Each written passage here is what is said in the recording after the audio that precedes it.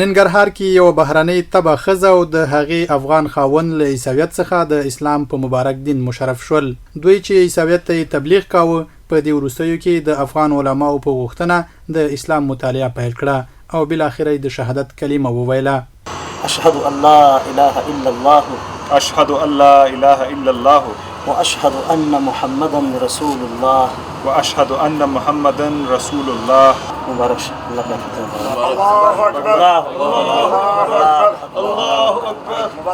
دغه افغان سړی چې اصلي د کاپیسا ولایت دی اطلاعات او فرهنګ ریاست کې دوی لپاره جوړ شو مراسمو کې وویل چې په 2010 کال کې عیسوي شو چې بیا د او میرمنې خلک عیسویت ته بلل.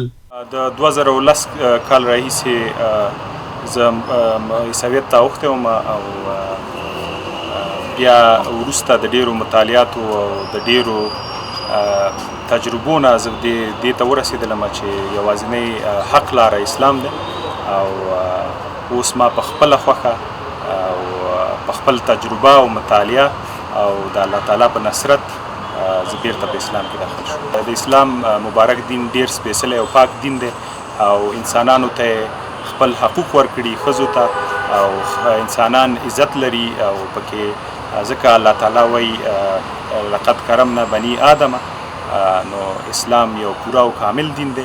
نوموړی وایي په دې وروستیو کې دوی د اسلام مبارک دین مطالعه پیل کړې وه چې افغان علماو له لوري هم تشویق شول او په خپله خوښه نن د شهادت کلمې په ویلو سره اسلام ته داخل شول. دوی ژمنه وکړه چې پاتې ژوند به د اسلام مبارک دین تر سیوري لاندې تیر کړي.